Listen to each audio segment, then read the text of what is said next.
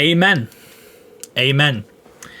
So Joe Mixon talked about us, and obviously it's not going to be positive because of how the situation ended with us. Where, we were not going to cut him. Then we ended up saying we're going to cut him, but we don't cut him until halfway through free agency. Or like right in the beginning of free agency, we cut him. And then, then we trade him. And we trade him for a 7th round pick. And it's a mess. And we didn't want to give him a new contract. Blase. Wanted to save money. I get it. I understand why he does not like us. And why he's very upset with us. It does make a lot of sense.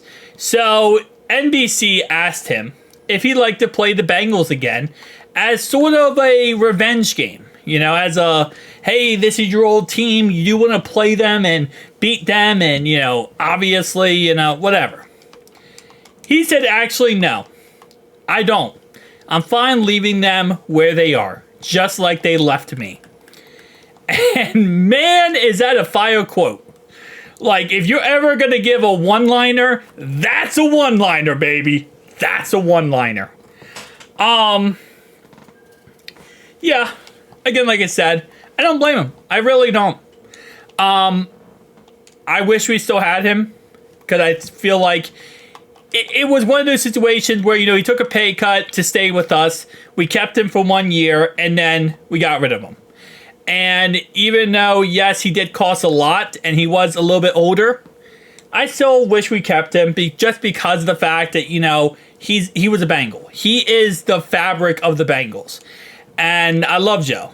And it sucks that we did lose him. And it sucks we got rid of him. At the end of the day, again, like I said, I wish we kept him. But I understand his animosity. I understand his hatred toward us for that said reason. Maybe eventually that hatred will go down a tad bit. I'm sure it will over time. But right now, the, wound, as they would say, is fresh. He just went ahead and left us and joined this team a couple months ago. So he's going to be kind of mad at us and upset with us for probably at least this year. Now, we don't play the Texans this year unless we play them in the playoffs. So I 1000% think we will make the playoffs, by the way. If we do and when we do, actually not if, when we make the playoffs, there's a good chance we'll play them. There's a good chance we'll play the Texans. And I'm sure there's going to be some... here's what I'll say, right? When he says this, I don't think he means for, the players.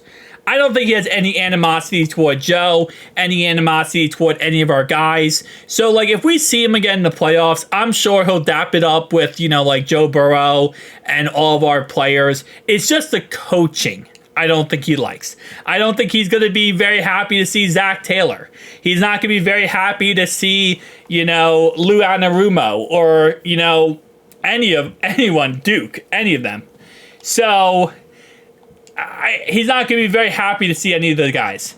He'll definitely be happy to see the players pod, but not the actual coaching staff that, again, he feels wronged with. And overall, I can't blame him for his feelings. I mean, that is like, the one thing in life when you end a relationship with someone or you end a partnership or business with someone, you always try to leave on good terms. This is that bad terms we left on. This one and the Corey Dillon situation, definitely not good terms. I mean, overall wise, I feel like the Bengals throughout history, we just don't end relationships well. Tyler Boyd, I think, is still cool with us, and we're still cool with Tyler Boyd. And there are some players throughout history that we are still cool with whenever it ends. But I feel like there's a lot of players that we are not cool with anymore. Like, after it ended, it is toxic. It is toxic the way it ended. And, so yeah, I feel like there's definitely that perspective. More recently, I feel like it's less. It was more during the Marvin Lewis era. But, like, Zach Taylor era, this is really the only one that was that toxic that we lost. Nobody else really was, like, crazy awful. Maybe back in... No. I was going to say some guys, but no, even CJ. CJ left us to get paid. Hayden Hurst left us to get paid. Yeah, it was really during that Marvin Lewis era, like the Corey Dillon, and I mean, Corey Dillon was a little bit before. Actually, no, that was Marvin Lewis, yeah. So, as I was saying, I don't know. It's just we don't end relationships well, man. That's just not our cup of tea. But, hey, again, like I said, hopefully he does have a good season. What did he have yesterday, by the way? I want to say he had like over 100 yards. Oh, yeah, no, never mind. I said almost 100 yards. 159 yards in a touchdown. And he also had like 23 yards through the air. Yeah, he's winning. I'll definitely say that. He's definitely doing very, very well for himself. And I do wish him the best of luck. Between him and then also J.K. Dobbins, who left the Ravens, he went to the Chargers, and he had 135 yards and a touchdown in his first game. He did play the Raiders, but still, like, he had an amazing game. I think Gus Edwards, who also left the Ravens, he had a good game too. 26 yards, yeah. P. Ryan didn't do anything.